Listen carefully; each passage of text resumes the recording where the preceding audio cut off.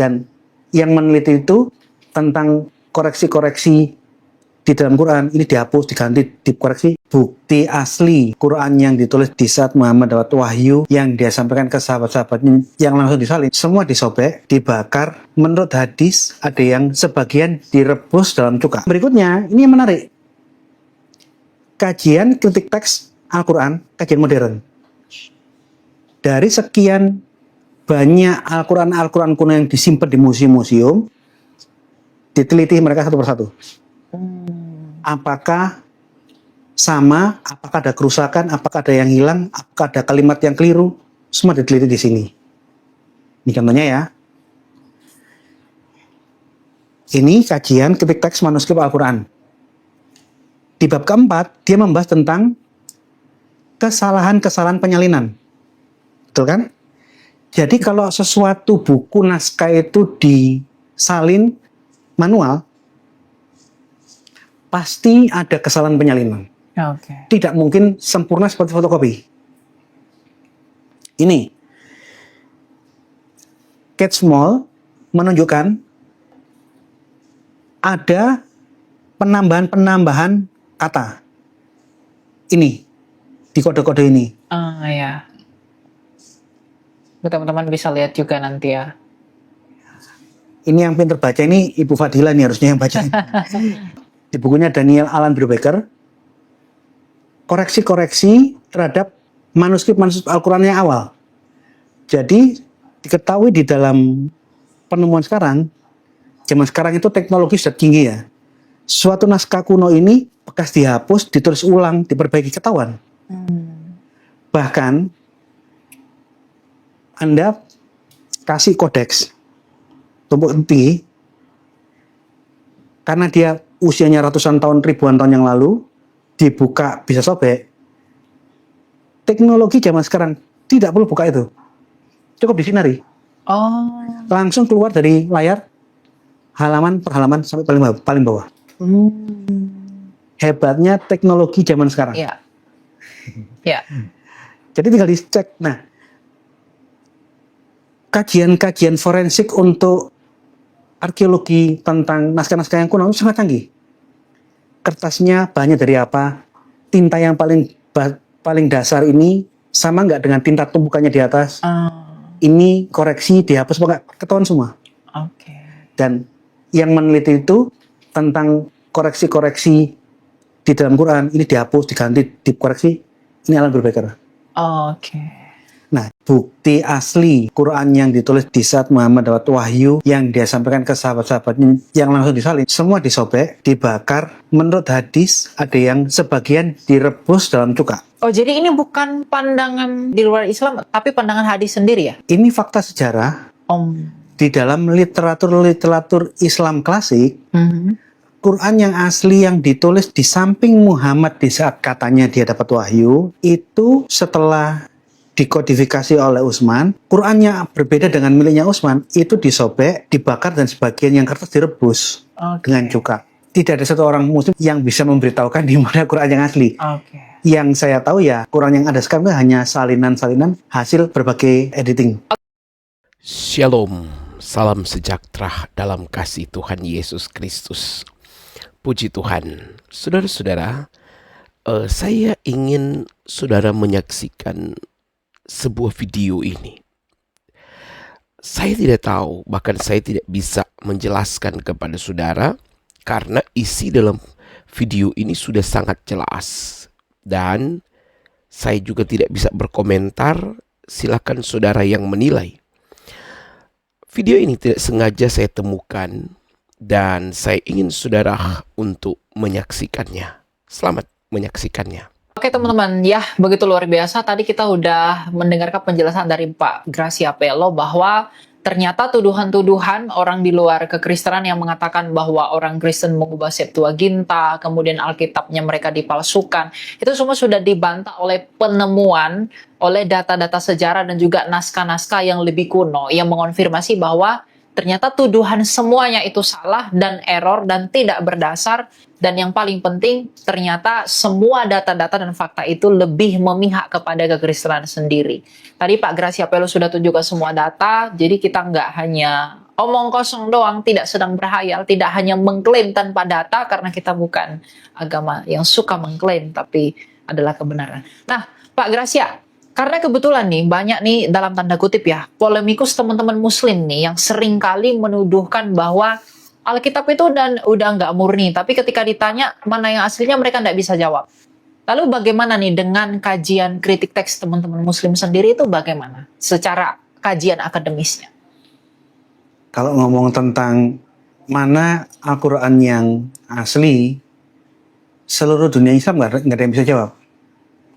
Termasuk saya, apalagi saya yang bukan orang Islam. Oh, oke. Karena bukti asli Quran yang ditulis di saat Muhammad dapat wahyu yang dia sampaikan ke sahabat-sahabatnya yang langsung disalin, semua disobek, dibakar. Menurut hadis ada yang sebagian direbus dalam cuka. Oh, jadi ini bukan pandangan di luar Islam, tapi pandangan hadis sendiri ya? Ini fakta sejarah. Di dalam literatur Islam klasik, Quran yang asli yang ditulis di samping Muhammad di saat katanya dia dapat wahyu, terus dia sampaikan, ditulis di pelepah korma, perkamen, kertas, ditulang-tulang segala macam.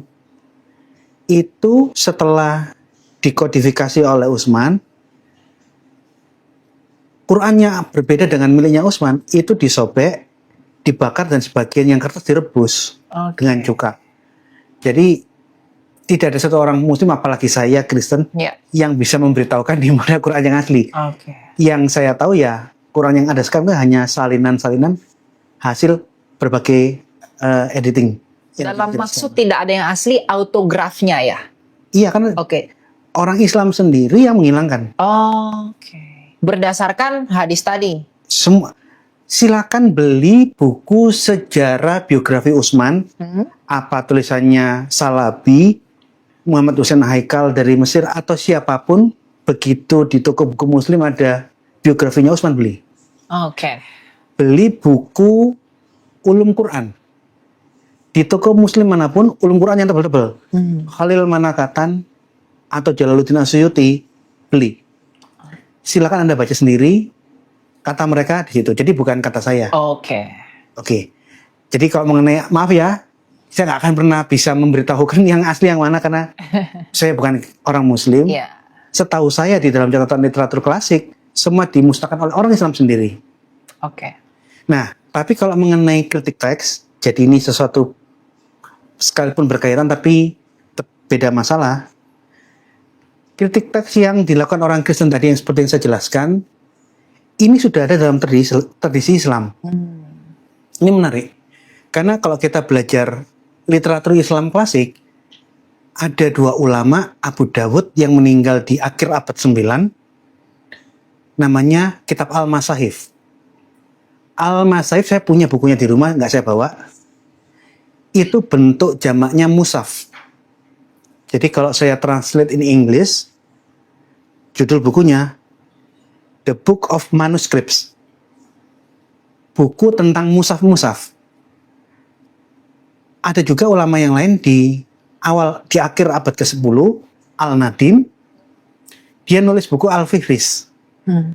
Fihris juga salah satunya memberikan informasi kepada kita yang sama dengan Abu Dawud bahwa hasil penelitiannya Al-Nadim, dia mengkompilasi sekian banyak versi Al-Quran yang dia bisa temukan di zamannya.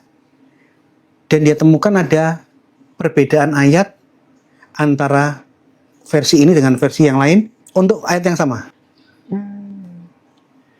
Yang menemukan adalah Al-Nadim ini ya Pak? Yang mengkompilasi. Mencari. Cek gitu ya? Melakukan penelitian mengenai perbedaan-perbedaan teks-teks Al-Quran itu, dua ulama kuno, Abu Dawud, yang juga merupakan ahli hadis. Hadisnya Sunan Abu Dawud dan Al-Nadim. Nah, Al-Masif ini dia meneliti 28 versi Al-Quran. Ini mushaf. Bukan tafsir ya. Mushaf itu apa Pak? Kalau boleh. Mushaf itu ya Quran itu. Quran itu ya. The Codex. Mushaf itu bisa diterjemahkan dalam bahasa Inggris Codex. Ada 28 manuskrip Al-Quran yang diteliti oleh Abu Dawud, 15 mushaf primer, 15 Quran yang dimiliki 15 sahabat Muhammad.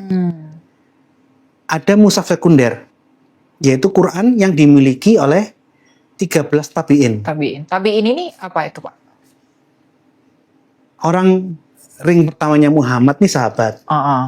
Generasi berikutnya tabi'in. Oh, seperti Rasul dan Bapak Gereja gitu Iya. ya? Oke. Setelah tabi'in itu generasinya tabi'at tabain. Oke, ya. Nah, sahabat tabi'in, tabi'at tabain itu yang namanya salafus saleh. Orang-orang kuno yang saleh. Oh, ya. Orang-orang salaf yang saleh. Jadi mushaf primer, mushaf Quran miliknya sahabat-sahabat yang diteliti oleh Abu Dawud itu mushaf Ibnu Mas'ud, Ubay bin Ka'ab, mushaf Ali bin Abi Thalib, mushafnya Ibnu Abbas, Abu Musa, mushaf Hafsah, mushaf Anas bin Malik, mushaf Umar bin Khattab, mushaf Said bin Sabit, mushaf Ibnu Zubair, mushaf Ibnu Amr, mushaf Aisyah, mushaf Salim, mushaf Ummu Salamah istri Muhammad, dan mushaf Ubaid bin Umair. Ini yang mushaf primer. Primer ya. Dan mushaf of Quran miliknya sahabat. Mushaf sekunder, mushaf Al-Aswad bin Yazid, mushaf Al-Qamah bin Qais, mushaf Hitan bin Abdullah, mushaf Said bin Jubair, mushaf Talha bin Musarif, mushaf Ikrimah, mushaf Mujahid, mushaf Atta bin Abi Rabah, mushaf Ar-Rabi bin Qutsaim, mushaf Al-Amas, mushaf Ja'far As-Sadiq, mushaf Saleh bin Kaisan, mushaf Al-Harith bin Suwaid. Hasil penelitian yang dilaporkan oleh Abu Dawud, dia temukan banyak sekali perbedaan teks antara versi-versi Quran. Di atas 9.000. Oh. Dan Abu Daud yang menemukan ya? iya, Abu Dawud ini ulama abad ke-9, ahli hadis. Hadisnya Sunan Abu Dawud. Oke. Lebih dari 10.000 bahkan. Wah. Saya belum melakukan hitungan, tapi kemungkinan saya akan hitung. Saya hanya hitung beberapa mushaf 1.000. Karena bukunya tebal, saya nggak meneruskan. Jadi mungkin dari sini saya pulang ke Malang, data satu persatu saya hitung berapa jumlah perbedaannya ya. Oke. Al-Nadim juga melaporkan perbedaan-perbedaan yang sama. Tapi dengan penelitiannya Al-Nadim. Ada yang sama tapi jumlahnya beda. Ya. Tapi ya banyak sekali perbedaan. Teks-teks Al-Quran untuk ayat yang sama. Ini bunyinya begini, ini bunyi ini beda-beda. Oke. Dan apa yang dilakukan oleh Abu Daud di dalam Al-Masaif dan Al-Nadim di Fihris, ini masuk di dalam buku-buku klasik ulum Quran rujukan utama. Contohnya di dalam bukunya Jalaluddin Asyuyuti Al-Itqan fi Ulum Quran, dia mendata apa yang dilakukan Abu Dawud dan Al-Nadim dikutip di dalam bukunya. Oke. Jadi kalau orang-orang mahasiswa-mahasiswi IAIN pasti baca ini, dia tahu. Artinya ini bukan informasi yang wow, enggak. Ini informasi akademis di dalam dunia Islam. Oke. Jadi bukan pendapat tersendiri dari Pak Gracia, tapi memang udah lumrah di kalangan akademisi Islam sendiri juga ya? Betul. Oke. Karena Al-Itqan fi Ulum Quran, termasuk kitab Al-Masif, khusus Al-Masif sulit didapat. Oke. Tapi Fihris di mana-mana dijual di toko-toko buku Muslim. Jadi ini buku akademisi Islam yang beredar umum. Oke. Ya. Ini contoh bukunya yang sulit didapat. Beberapa orang saya kopikan ini The Material of the History of the Text of Quran. Ini kitab Al-Masif. Ini yang saya bilang daftar manuskrip Quran yang diteliti. Oke. Ibnu Mas'ud, Ubay bin Ka'ab, itu 15 versi Quran primer. Di bawahnya mushaf sekunder itu ada 13. Ini. Nah, salah satu contoh, ini banyak banget. Anda perhatikan ini perbedaan di dalam surah Ali Imran. Itu banyak banget. Ayat ini, ayat ini banyak banget. Beda. saya tunjukkan satu perbedaan yang ada garis bawahnya itu. Ali Imran 19 yang di dalam mushafnya Ibnu Mas'ud itu nomor 17, hanya beda nomor tapi bunyinya sama. Sama. Di dalam versinya Rasim Utsmani, inna dina indalahi al-Islam. Agama yang benar di sisi Allah adalah agama Islam. Ini versi Quran sekarang. Iya. Anda lihat perbedaannya dengan Qurannya Ibnu Mas'ud. Inna dina indalahi al-Hanifiyah. Agama yang benar di sisi Allah di dalam Ali Imran 19 menurut teks Qurannya Ibnu Mas'ud agama Hanif. Oh. Menarik kan? Oh iya. Ini dilaporkan oleh Abu Daud. Jadi ini bukan karya misionaris, bukan karya orang Kristen, tapi ulama Muslim yang kritis. Lagi-lagi ini lahir dari Islam itu sendiri ya? Makanya tadi saya bilang, tradisi kritik teks itu bukan hanya ada di dalam kekristenan yang dilakukan oleh Origenes, para Masoretik, dan orang-orang Kristen. Islam pun memiliki tradisi akademis yang sama. Oke. Ini orang abad 9 yang melakukan ini. Iya, iya. Dan di dalam kitab Al-Masihif, dilaporkan ada 2 surah dalam Al-Quran yang ada di dalam mushafnya Ubay bin Ka'ab yang hilang di dalam Rasim Utsmani. Oke. Ini pernah disampaikan oleh Munim Siri. Munim Syria. Apa 2 surah yang hilang dari manuskrip awal, dari manuskripnya Ubay bin Ka'ab yang nggak ada di Quran zaman sekarang? Itu namanya surah Al-Kahf dan surah Al-Hafiz. Surah Al-Khal, surah Al-Hafiz. Hilangnya 2 surah ini diakui oleh ulama Muslim sendiri. Bukan hanya ini ada di dalam kitab Al-Masahif, tapi juga disebutkan di dalam ini. Al-Itqan fi Ulum Quran, tulisannya Jalaluddin Al-Suyuti. Suyuti ya. Semua saya punya bukunya di rumah. Oke. Saya punya bukunya ini. Saya rasa sih orang-orang dari Stein, IAIN, UIN yang belajar, dia tahu ini. Pasti mengerti hal ini. Kemungkinan besar karena ini adalah literatur umum di dunia akademis Islam. Oke. Ini contoh surat yang hilang dari mushafnya Ubay bin Ka'ab yang dicatat sama Abu Dawud di dalam Al-Masahif. Ini surah Al-Kahf. Ini tidak ada di dalam Quran yang sekarang. Oke. Dan surah Al-Hafiz. Nih, Yang ini surah ini tidak ada di dalam Quran yang sekarang. di dalam Rasim Utsmani tidak ada. Tidak ada. Abu Dawud mendata. Ini ada di Qurannya Ubay bin Ka'ab, tapi tidak ada di dalam Rasim Utsmani. Oh. Dan ini juga ditulis oleh Jalaluddin As-Suyuti.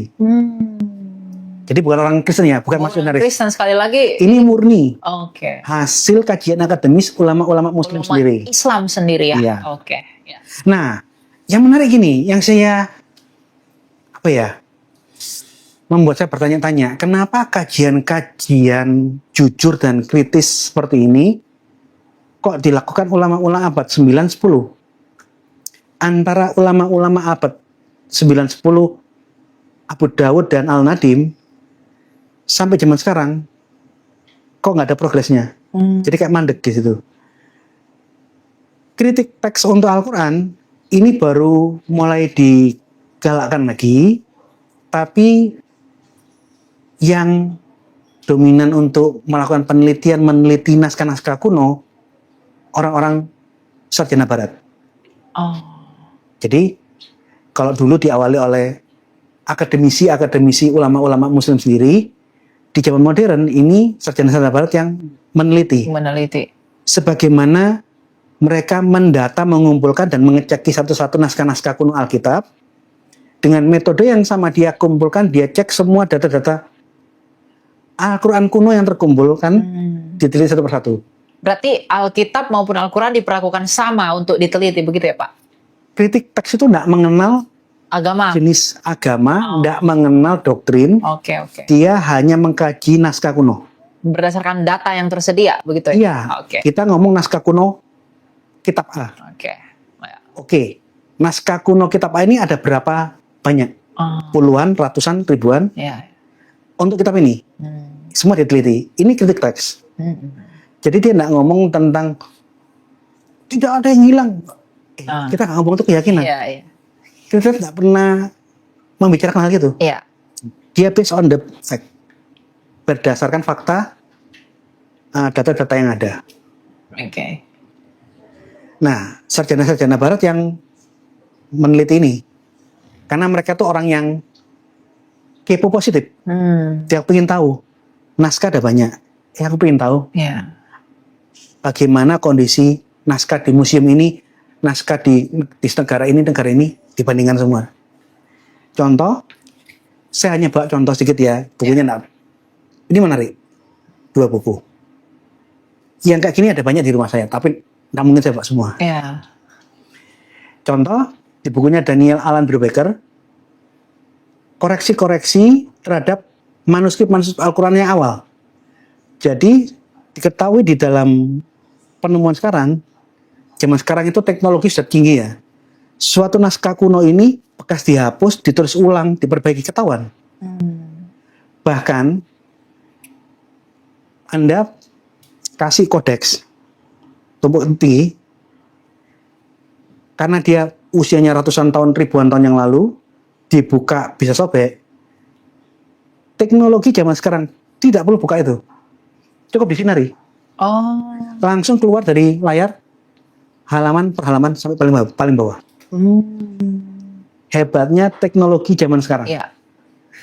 Iya. Jadi tinggal dicek. Nah, kajian-kajian forensik untuk arkeologi tentang naskah-naskah yang kuno itu sangat canggih. Kertasnya bahannya dari apa? Tinta yang paling dasar ini sama nggak dengan tinta tumpukannya di atas? Ini koreksi dihapus nggak? Ketahuan semua. Oke. Dan yang meneliti itu tentang koreksi-koreksi di dalam Quran, ini dihapus, diganti, dikoreksi. Ini Alan Brubaker. Oke. Nah, yang berikutnya ini lebih menarik. Kajian modern ya. Ini kajian modern. Oke. Yang berikutnya, ini yang menarik.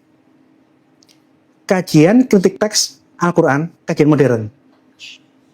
Dari sekian banyak Al-Quran kuno yang disimpan di museum-museum, diteliti mereka satu persatu. Apakah sama, apakah ada kerusakan, apakah ada yang hilang, apakah ada kalimat yang keliru, semua diteliti di sini. Ini contohnya ya. Ini kajian kritik teks manuskrip Al-Quran. Di bab keempat, dia membahas tentang kesalahan-kesalahan penyalinan. Betul kan? Jadi kalau sesuatu buku naskah itu disalin manual, pasti ada kesalahan penyalinan. Oke. Tidak mungkin sempurna seperti fotokopi. Ini. Kate Small menunjukkan ada penambahan-penambahan kata. Ini. Di kode-kode ini. Ya. Teman-teman bisa lihat juga nanti ya. Ini yang pinter baca ini Ibu Fadila nih harusnya yang baca. Saya bacakan ya. Ini wow, antara wow itu ada huruf kayak semacam B sama N, terus yod. Di sini enggak, dia cuma satu wow, terus ada huruf entah N, entah B, entah T, entah T, terus yod. Kurang satu, ini ada penambahan. Yang bagian yang kedua itu L A L S M A. Di sini A L S M, antara MK itu ada huruf antara entah itu M, entah T, entah apa. Jadi ada penambahan di situ. Yang kayak gini diteliti. Oh, manuskrip ini ada tambahan kata yang tidak ada di manuskrip lain, ditandai. Ini ada kesalahan membubuhkan diakritik. Masalah ini menjadi penting karena apa? Kalau diakritiknya keliru, itu subjeknya bisa keliru loh. Kamu bisa jadi mereka bisa jadi kami.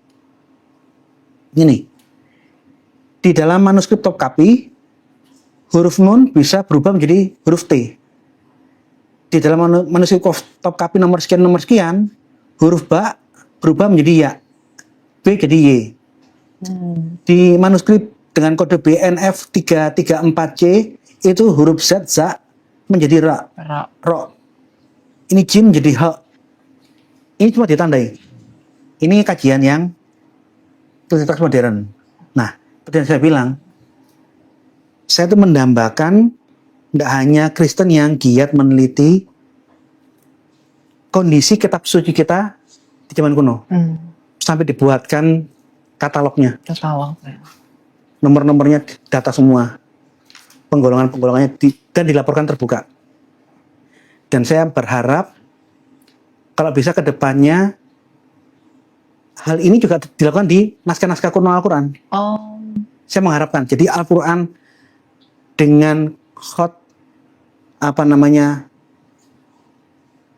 kufi itu mana aja didata, dengan khotnya yang dari Semenanjung didata, khot Arab yang di Afrika Utara dikumpulkan tersendiri, dicek satu persatu dengan panduan katalog. Ini sangat menarik ini. Jadi saya harap kedepannya siapa tahu ada yang bisa melakukan itu. Jadi berarti kita bisa tarik kesimpulan, Pak, bahwa teman-teman yang selalu berpolemik Alkitab dipalsukan hanya karena perbedaan teks dan lain sebagainya, ternyata masalah yang sama juga dialami oleh teman-teman Muslim ya pada naskah kitab mereka sendiri. Tapi kekristenan secara jujur terbuka sampai membuatkan katalog untuk menunjukkan hal-hal itu, dan kerinduan kita, mereka juga berani menyediakan hal yang seperti itu. Ini katalognya saya fotokan, naskah-naskah papirus. Ini yang meneliti siapa saja, ada di mana saja. Lihat daftar di sini, terbuka sekali. Anda bisa lihat, ini naskah-naskah papirus. Ini naskah-naskah Mijuskul, Yunani kuno, huruf besar semua. Yang lainnya itu naskah-naskah minuskul yang agak modern. Jadi teman-teman, dari penjelasan Pak Gracia Pello, kita tidak bersentimen negatif terhadap iman apapun, tapi secara terbuka bahwa masalah yang selalu dilemparkan ke Kristen bahwa Alkitab kita sudah dirubah, padahal sebenarnya itu sudah kajian itu sudah sering sekali dikaji di dalam kritik teks. Ternyata masalah yang sama yang mereka tuduhkan kepada iman kita juga mereka alami sebagai orang yang beriman Islam. Ternyata masalah yang mereka tuduhkan ke kita juga mereka rasakan juga, dan mereka miliki sebagaimana tadi yang sudah dipaparkan oleh Pak Gracia Pello. Hanya saja memang kekristenan itu dalam hal ini kita bersyukur ya Pak ya, begitu terbuka, begitu jujur, dengan ada katalognya, dibuktikan siapa penulisnya, apa aja naskah dan lain sebagainya, sehingga kita bisa nge-cross check kebenaran kitab suci kita. Dan kita harap juga teman-teman Muslim ya suatu hari nanti bisa juga melakukan hal yang sama seperti yang telah kita lakukan sejauh ini ya Pak Gracia. Iya, dan saya berharap salah satu peneliti Al-Quran itu mati. Namanya Gerd Buin. Gerd Buin ini orang Jerman, peneliti Al-Quran yang ditemukan di museum di masjid kuno di Sanaa. Dia foto semua, diselundupkan ke luar negeri. Begitu dia berikan laporan bahwa Quran kuno yang ditemukan ini banyak perbedaan, pemerintah Yaman menghentikan penelitian dan dia dipulangkan. Dan dia sudah masukkan kajiannya ke penerbit, tapi dengan catatan terbitkan setelah aku mati. Oleh karena ini biasanya orang kan mengharapkan panjang umur kan. Saya ini mengharapkan semoga cepat mati Pak Gerd Buin. Karena buku yang kamu tulis yang akan terbit setelah kamu meninggal, ini yang saya nantikan. Saya kepingin tahu dalam konteks akademis. Menurut saya yang kayak gini-gini kita nggak perlu takut. Kenapa? Ulama-ulama Muslim sendiri di abad 9-10 sudah memberikan contoh. Jadi kenapa kita nggak melakukan suatu kegiatan yang lebih progres, meneliti yang lebih keilmuan. Oleh karena itu dari awal saya katakan, untuk masalah ini jangan ngomong doktrin. Kajian ini nggak kenal doktrin. You Lutheran, kamu Advent, karismatik, persetan, nggak diurus. Bagi mereka, faktanya, naskahnya bunyinya kayak begini, faktanya ini seperti ini seperti ini, tidak. Oke. Kira-kira gitu. Ya, oke teman-teman, sebagai kesimpulan kita udah berbicara panjang lebar dengan Pak Gracia, kita sudah melakukan kajian Alkitab sendiri, bahkan juga naskah para iman teman-teman polemikus, dalam hal ini teman-teman Muslim. Ternyata masalah atau polemik yang mereka selalu tuduhkan ke kita, Alkitab udah dipalsukan karena perbedaan-perbedaan naskah, ternyata mereka juga mengalami hal yang sama.